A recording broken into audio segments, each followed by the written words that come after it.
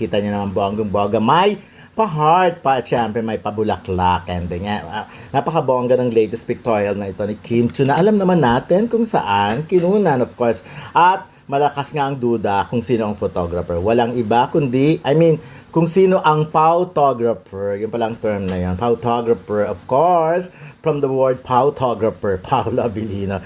Diba? Anyways, ayan, dami-daming natuwa, very sexy, very chic. At yun, sa totoo lang, tama ang ano nila, diba?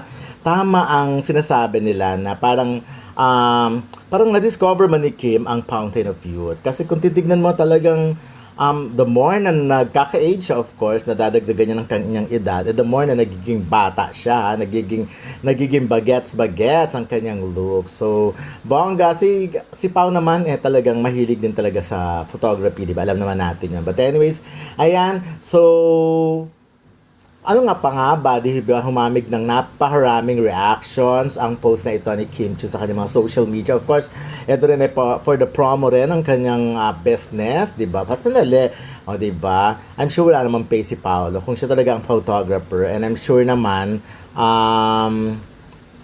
hindi naman sila business partner dito, di ba? So, ayan, nagbibigay na naman tayo ng mga kuanik-anik. Ayan, wow, di ba? Nakatikim na ba kayo nung bread na yon? Okay, na baguette. Anyway, ang ganda niya, sabi ni Barbie Imperial. So, basahin ko na yung mga messages dito. Happy weekend, pretty Kimi. My happy feel. She's glowing, thriving, and enjoying life. Oh, I love that for her. Galing ng photographer, may pa-flowers pa. Bye, photography. Ganda ng model mo, Pau G. Ayan. So pretty Kimi in Paris. Sobrang ganda mo, Kimi. Eto pa. Ganda naman talaga. The bouquet of flowers are scored sa shoe. Last slide. Grabe, your certified head turner and fashionista. Actually, when it comes to fashion talaga, I think si Kim dapat ang next niya. I-explore niya na yung mga fashion week na yan. Kasi parang bagay na bagay sa kanya. Unang-una, again, head turner nga siya, di ba? Yung mga ganyan kasi, parang look like heart evangelista. Yung mga bentang-benta sa di ba? Sa mga fashion week. Kasi, very skinny, na sexy, tapos magaling mag-project. Kaya ng mga talagang pag dumadaan sa'yo ay mapapalingon at mapapalingon. I love the combination ng mga outfit. I love siguro nga, parang baka siya lang nag-makeup sa sarili niya, siya lang nag-ayos, pero kita mo. But anyways, ayun, nagmukha tuloy wedding invitation ang thumbnail dito kasi nga, kinuha ko talaga yung heart. Di ba bagay na bagay? Sabi, baka talaga, Kimi, ang ganda mo. We're happy to see you enjoying, Kimi. Ayan. Fashionista talaga. She can never go wrong. Magdala at ganda ng dress mo. Anong brand, please? May pa-flowers pa si Pau G. I'm starting to believe that Kim has found the fountain of youth. Bet ko yung OOTD mo. So perfect. I love you, Kimi. Kami mga OFW, bihira ng humanga sa mga local actress models. Dito sa Europe, yung katabi mo sa bus, sobrang natural beauty na, pero si Chinita Princess bukal tangi at kahanga-hanga. You are one in a million. Galing yan sa mga kababayan natin na nasa Europe. Of course, sa Europe kasi syempre, o pag kahit naman sa ibang bansa, kahit anong bansa siguro, America or part ng Europe na nga, pag nakikita mo yung mga artista, ay mga kasama mo doon, mga commoner na mga local na mga ordinaryong tao doon, mapapabilib ka talaga sa mga looks nila. Kami nga, nagpunta kami sa Italy, nasa Florence kami. Yung waiter namin doon, ang gwapo-gwapo, kahawig nila, Leonardo DiCaprio, mga Hollywood star ang level ng dating, yung mga itsura nila. Tas yun nga yung mga nasasakyan mo, nakikita mo sa mall, grabe, nakaka-engganyo. Pero sabi nga ng mga tao yun, pero iba pa rin talaga, ang gandang may dugong Pinay. Kaya sabi nga nila, eto napakaganda nung message na ito, na iba talaga, bukod tangi at kahanga-hanga, ang ganda ni Kimi, you are one in a million. Looks like you're finding the seat of love. Ang pretty-pretty naman ng fashionista Chinita na yan. Nice ang design ng tatabi, bibili ako niyan sa online, Kimi to take all, crush ng bayan. Happy for you, Kimi, pero grabe yung pinagdaanan. Hanggang makauwi ka sa hotel mo, tinapay pa rin. Parisian style indeed, the hair and the outfit plus the bouquet and fresh flowers. Nag-iisa lang sa mundo yan, the living Barbie doll, Kimi, super pretty and girly. The real fashion icon. She perfectly carry herself. Daming pinatob na teenager sa OOTD mo, Chinita Princess. Parang nagdadalaga looks pa rin, absolutely pretty, ang sexy for every young look. So, totoo naman yon. Pag itinabi mo si Kimi sa mga bagong labas sa Pinoy Big Brother, sometimes, parang mukha pa siyang mas bata, di ba? Kasi because it's how the way she carries herself yung pagdala-dala niya sa sarili niya. At kaya yon number one, magaling mag-emote ang lola nyo. Ang lola nyo. Sorry, sanayak sa ganun. Magaling mag-emote kasi si Kimi. So, alam niya na kung paano paglaruan ng camera. Especially kung ang photographer mo naman talaga ay si Paolo Avellino, di ba? Para ang sarap-sarap mag-posing. Very much inspired. I'm sure every shot, every click, sinasabihan ng nice one, you're so pretty, yung mga you're so perfect, yung gano'n, yung mga lagi, ang mga statement ng photographer, di ba, every time. Kasi mas nakaka-inspire talaga for a model, yung talagang kino-compliment ka, yung sinasabihan, eto, Diyos ko, hindi mo lang to modelo for sure, di ba, jowa mo ito, so the more na mas marami kang magagandang messages na sinasabi. Marami rin ang napapansin na lalo pang gumaganda si Kim Chiu habang tumatanda. Sabi nga ng iba, mas nagiging glow up siya kasi mas confident na rin siya sa sarili niya.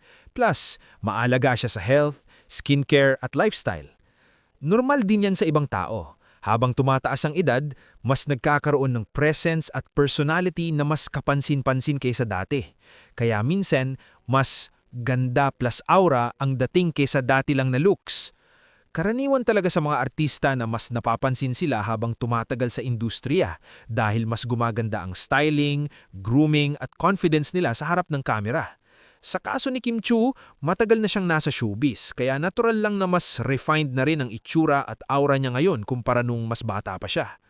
Pangalawa, subjective din ang gumaganda habang tumatanda.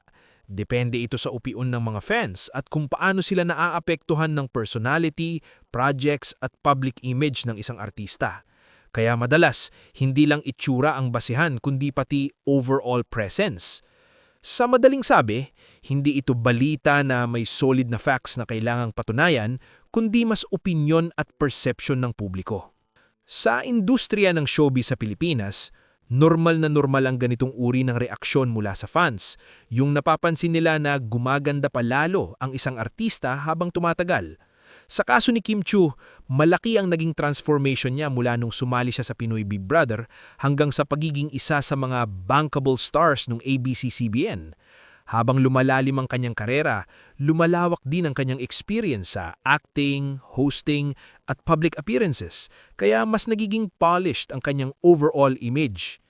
Isa rin sa mga dahilan kung bakit ganito ang perception ng tao ay dahil sa confidence.